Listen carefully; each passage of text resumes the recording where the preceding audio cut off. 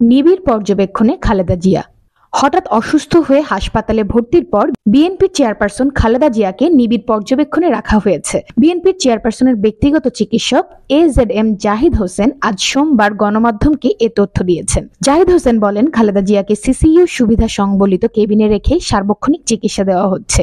আজ সোমবার ভোর 4:20 দিকে খালেদা জিয়াকে রাজধানীর বেসরকারি এভার কেয়ার হাসপাতালে নেওয়া হয়। ভোর 4:45টার দিকে বিএনপির চেয়ারপারসনের প্রেস উইংসের সদস্য সাইরুল কবির খান প্রথম আলোকে এ তথ্য জানান। চিকিৎসক জাহিদ হোসেন আজ দুপুর 12:15টার দিকে বলেন, হৃদযন্ত্রের সমস্যার কারণে হঠাৎ অসুস্থ হয়ে পড়েন খালেদা জিয়া। সে কারণে তাকে মেডিকেল বোর্ডের পরামর্শে ভোরে দ্রুত হাসপাতালে নেওয়া হয়। এর আগে হাসপাতালে 10 দিন চিকিৎসাধীন থাকার পর 2 জুলাই গুলশানের বাসায় ফেরেন খালেদা জিয়া। গত 25 জুন এভার কেয়ার হাসপাতালে তার হৃদযন্ত্রে পেসমেকার বসানো হয়। 79 বছর বয়সী খালেদা জিয়া আর্থ্রাইটিস, হৃদরোগ, ফুসফুস, লিভার, কিডনি ও ডায়াবেটিস সহ বিভিন্ন জটিলতায় ভুগছেন। এই বিষয়ে আপনার মতামত এবং পরামর্শ জানাতে কমেন্ট করুন এবং আমাদের চ্যানেলটি সাবস্ক্রাইব করতে ভুলবেন না। ধন্যবাদ।